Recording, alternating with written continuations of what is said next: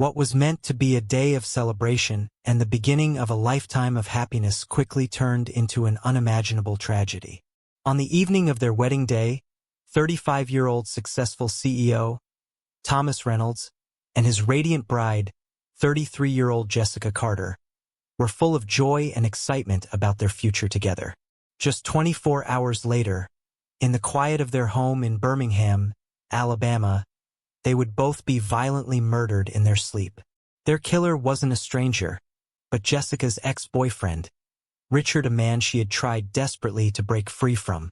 Filled with resentment and jealousy, he couldn't bear the thought of her moving on with someone he saw as a rival. What followed was a brutal, senseless crime that shocked their families and the entire community. This story isn't just about a love lost too soon. It's about the dangers of obsession and control, and how a toxic past can haunt a person even when they've made the choice to move forward. This is a tale of how one man's inability to let go shattered the dreams of a couple who had just begun their journey together. Could this heartbreaking tragedy have been prevented? Before we dive into this heartbreaking story, if you haven't already, make sure to like this video and subscribe to our channel so you don't miss out on more compelling true crime tales. We bring you the stories that make us ask tough questions, and today's case will leave you reflecting long after you've heard it. It began as a celebration of love, a small, intimate wedding in the heart of Alabama. Friends and family gathered to witness the union of two people deeply committed to building a life together. Thomas, a successful CEO admired for his sharp business acumen and calm demeanor, exchanged vows with the woman he had called the love of his life. Jessica, radiant in a white lace gown, was surrounded by her closest friends, her laughter filling the air as she toasted to new beginnings. The day was filled with joy, marked by heartfelt speeches, tearful embraces, and promises of forever. But beneath the surface of this joyous occasion, an invisible shadow loomed. Among the well-wishers, there was one person conspicuously absent, her former boyfriend. His name had not been mentioned throughout the day, but for those who knew the couple's history, his absence was not surprising. He had never fully accepted the end of their relationship. His presence was felt in other, far more troubling ways. In the weeks leading up to the wedding, his behavior had grown erratic. Threatening text messages, cryptic voicemails, and occasional appearances near her workplace had unnerved her, though she dismissed them as nothing more than a desperate man trying to cling to the past. Her fiancé had encouraged her to report the incidents to the authorities, but she refused, convinced that it would only escalate matters.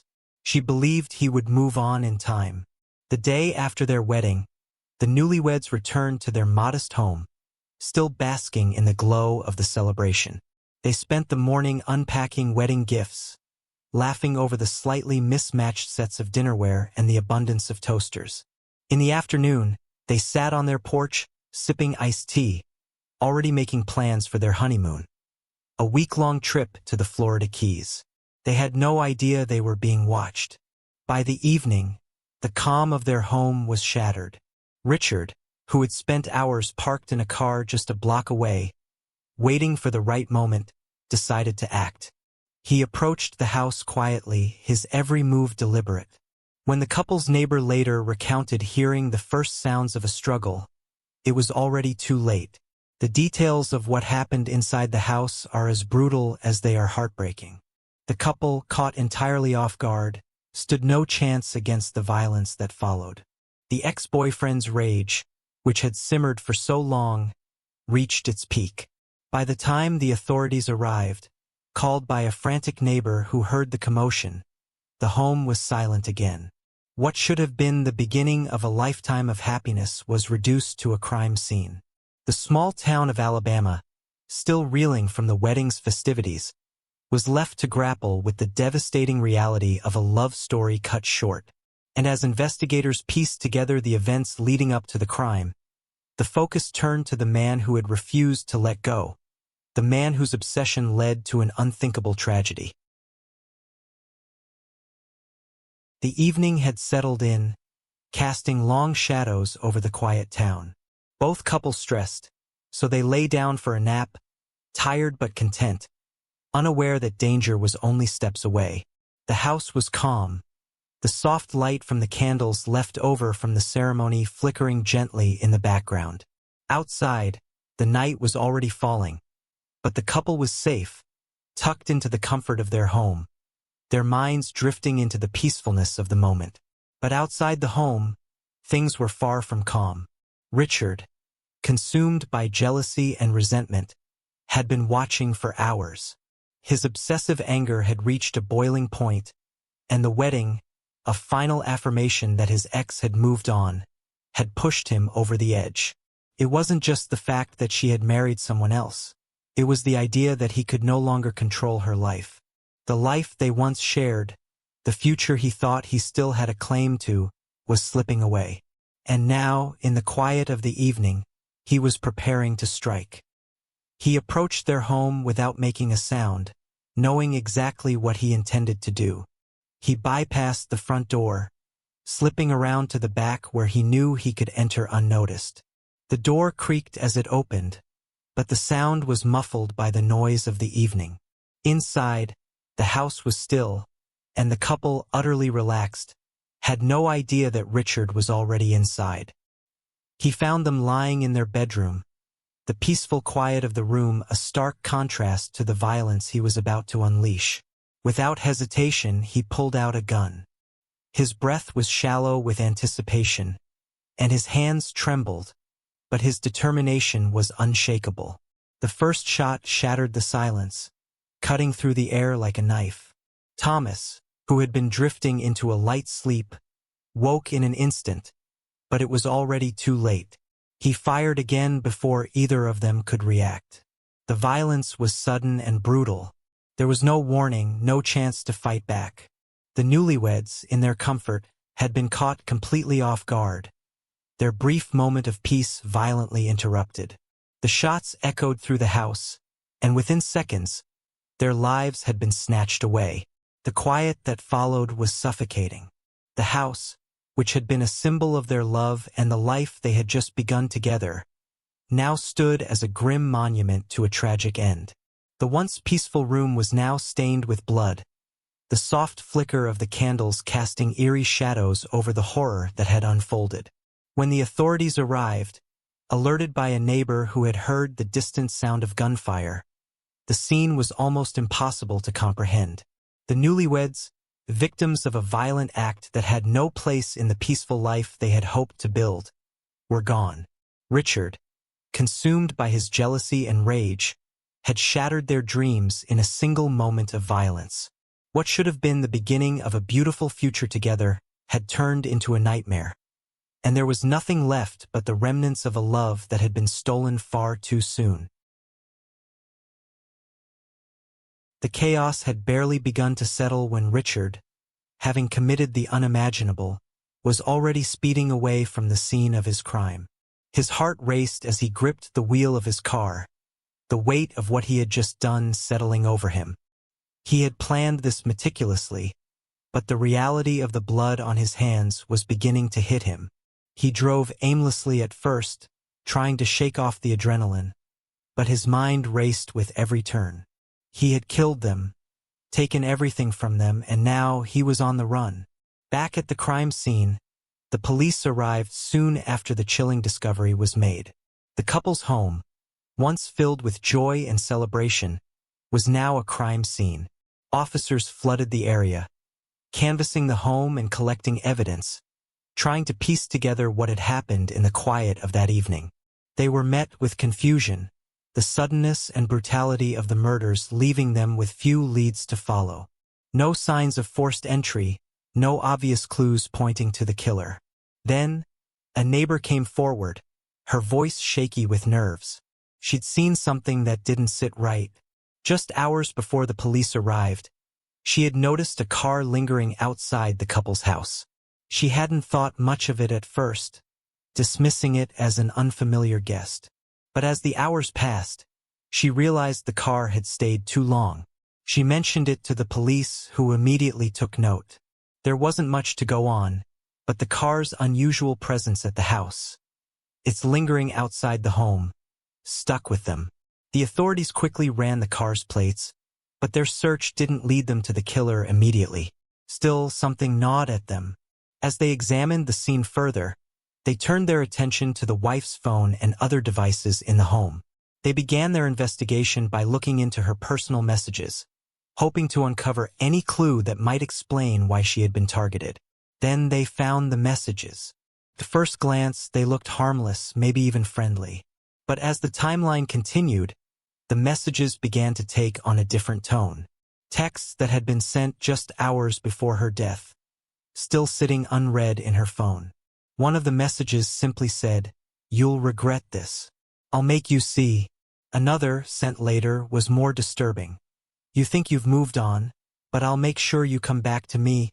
The final text, just minutes before the attack, read, "I'm coming for you. It's not over." The messages seemed to confirm the worst. Richard had been watching, waiting, and planning this for longer than anyone had realized. As the investigation unfolded, the police turned their attention to a disturbing discovery: Richard's journal. It wasn't just a collection of ramblings. It was a detailed, chilling account of his obsession. Weeks before the wedding, he had meticulously planned the murder, his journal entries growing darker and more obsessive by the day. The entries were filled with references to Jessica, his feelings of betrayal, and how he would make her pay for moving on. He had written about how he couldn't let her go, how he would do whatever it took to take her back. Each page revealed his twisted thoughts in excruciating detail, laying bare the depth of his fixation on her. He had watched the couple, plotted their every move, and had been preparing for this night for a long time. The journal offered a glimpse into his disturbed mind and painted a clear picture of how far he was willing to go to reclaim what he felt was his. The pieces of the puzzle were slowly coming together. The car outside, the unsettling text messages, the journal entries. Each clue heightened the tension, pulling the investigation closer to the record. But it wasn't enough to bring him in just yet. The sense of urgency grew. With every new revelation, the police knew they were one step closer to finding him. But the question lingered. Had the killer fled far enough to escape justice? Would the truth be uncovered before he could vanish completely? The chilling evidence was mounting, and the full extent of his planning was becoming painfully clear. What was once an open, hopeful future for the newlyweds had been violently interrupted by the calculated wrath of an obsessive ex. And now, the clock was ticking as the authorities worked desperately to bring him to justice before he disappeared into the shadows forever. The grief that followed the loss of the newlyweds wasn't just felt by those closest to them. It rippled outward, touching everyone who had known them. And it was especially heavy for Jessica's family. Her parents had witnessed the joy and excitement of their daughter's wedding day, her smile brighter than they had ever seen it, her happiness so palpable that it felt as though it could never end. The wedding had been beautiful, filled with love and laughter as they watched their daughter marry the man she had chosen to spend the rest of her life with. But that joy quickly turned to despair, as the phone call about her murder shattered their world. The daughter they had nurtured and raised, the girl who had once dreamed of a future filled with hope, was gone, snatched away by an act of violence that they could never have imagined. Jessica's father could still remember the way she had glowed that day, radiating excitement and love, the anticipation of a life with someone who made her laugh, who made her feel safe. Now, all that was left was a cold emptiness, a life forever changed. The father recounted how he had spent the entire day beaming with pride, watching her walk down the aisle, unable to comprehend that the joy he had felt that day would be the last happiness he would share with her. The devastation in his voice was undeniable, and the heartbreak of losing a daughter in such a violent and senseless manner left him grappling with a grief that words could never fully capture. Richard's behavior in the relationship had always been a point of concern. For those who were close to her, there had always been signs that something wasn't quite right. His controlling nature was subtle at first, small comments here and there, demands that looked innocent at first. But over time, they grew. Friends began to notice his jealousy and possessiveness, the way he would track her every move, questioning where she had been, who she had been with. He wasn't the type to let go easily, and those who knew her best could see that she was becoming increasingly uncomfortable in the relationship. One friend recalled an instance where he showed up unannounced at a gathering, his eyes searching the room as if looking for something to accuse her of. His questions were probing, almost accusatory. "Where were you last night?" he had asked, his voice tight with suspicion, even though she had done nothing wrong. The friend described it as if he was constantly watching, waiting for the smallest mistake, the smallest hint of a perceived slight that could send him into a fit of jealousy. His actions were never overtly violent, but the simmering undercurrent of control and suspicion was always there, lurking beneath the surface. After the breakup, Richard's behavior became even more disturbing. Friends shared stories of how he would show up at places they knew she frequented, always keeping his distance but never far enough to be unnoticed. He would hover near her, watching her interact with others, his eyes filled with resentment. One friend remembered a moment when she had asked the ex why he was still around, after everything that had happened. He had just shrugged, his eyes dark, and said, "She'll be back. She has to be." These stories painted a clearer picture of his obsession with her, an obsession that had never fully died, even after their breakup. He could not accept that she had moved on, and that refusal to let go had ultimately driven him to murder.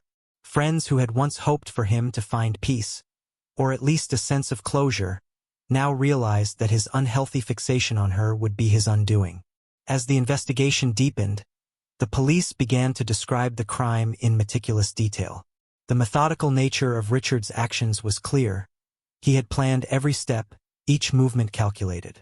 From the way he stalked the couple in the weeks leading up to the wedding to the chilling text messages he sent in the hours before the murder, everything was a part of a carefully crafted plan. The detectives noted the coldness with which he had executed the crime. There was no sign of a struggle, no emotional outbursts. It was as if he had approached the murder with a clinical detachment, no remorse or hesitation in his actions. When they finally apprehended him, his confession was unsettling. It wasn't the remorseful, regret-filled admission that one might expect from someone who had just taken 2 innocent lives. Instead, his words were chilling, almost dismissive. "I did what I had to do," he said, as if justifying the murder as a final solution to the pain of rejection. There was no emotion in his voice, no hint of sorrow for the lives he had destroyed. His lack of remorse made the crime all the more horrific. The police investigators were shaken by his lack of empathy. They had seen criminals try to justify their actions before, but this felt different. This was someone who had gone beyond obsession into something far more dangerous, someone whose fixation on her had grown into a deadly rage. It was clear that this was no spur-of-the-moment act of violence. This was the culmination of weeks, even months, of planning, of harboring resentment, of refusing to accept that the relationship was over. As the investigation unfolded, the perspectives of those who had known the victims and the killer intertwined, each story adding depth to the tragedy. Jessica's family mourned the loss of a bright future, while friends of Richard struggled to come to terms with the depth of his obsession. The police, tasked with unraveling the truth, were left grappling with the chilling reality of what had transpired.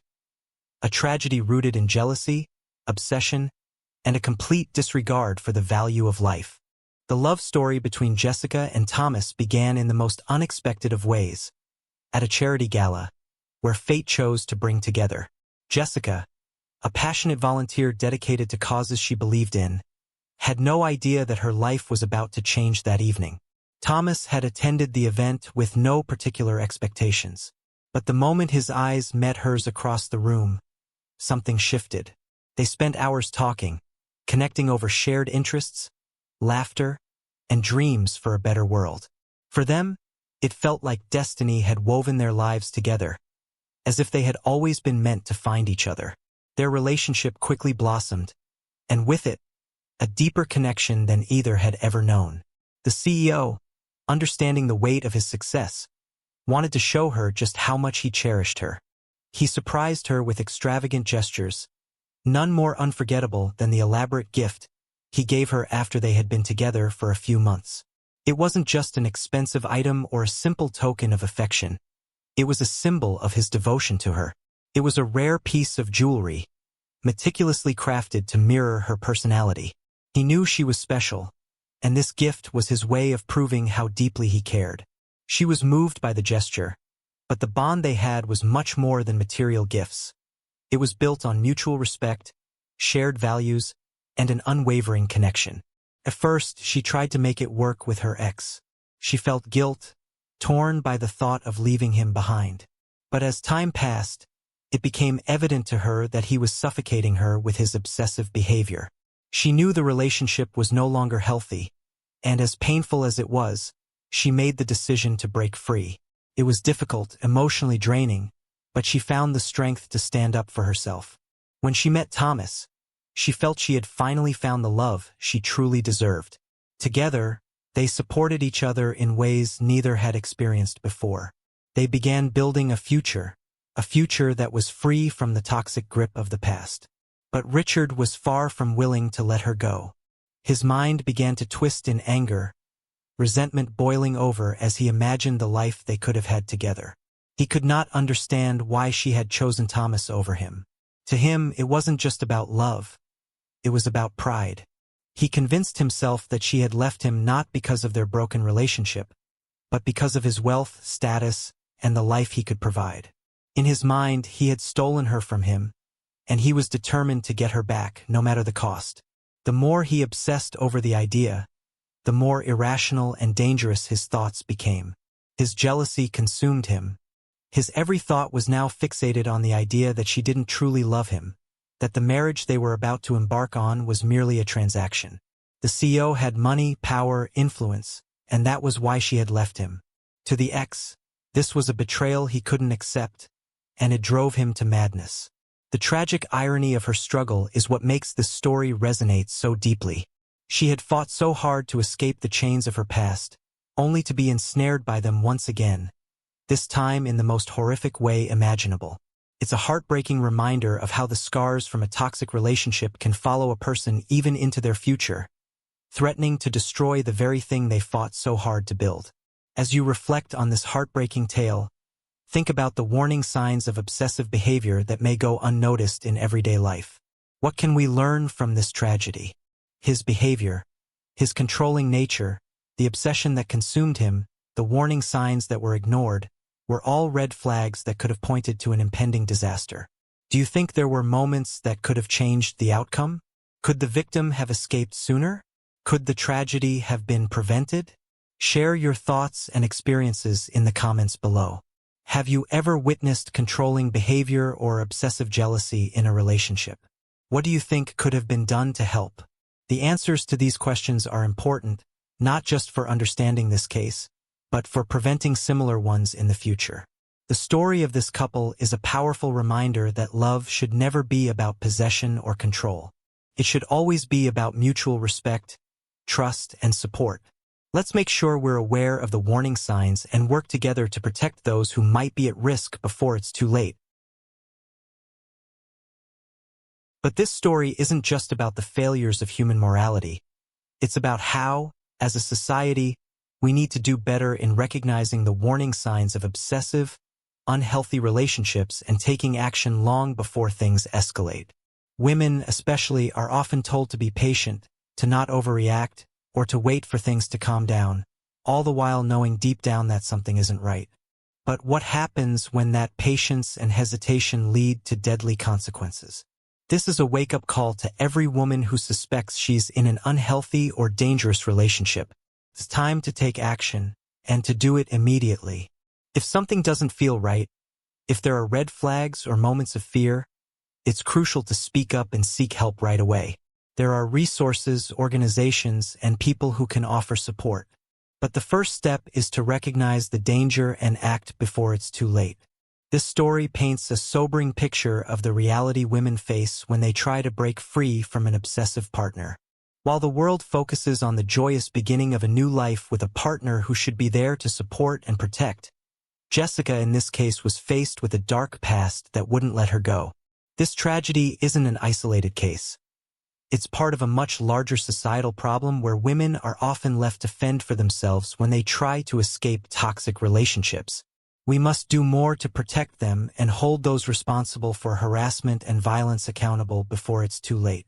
Share your thoughts in the comments below. And if you haven't yet, consider subscribing to our channel to stay updated on stories like this one, where we talk about gruesome crimes in the society.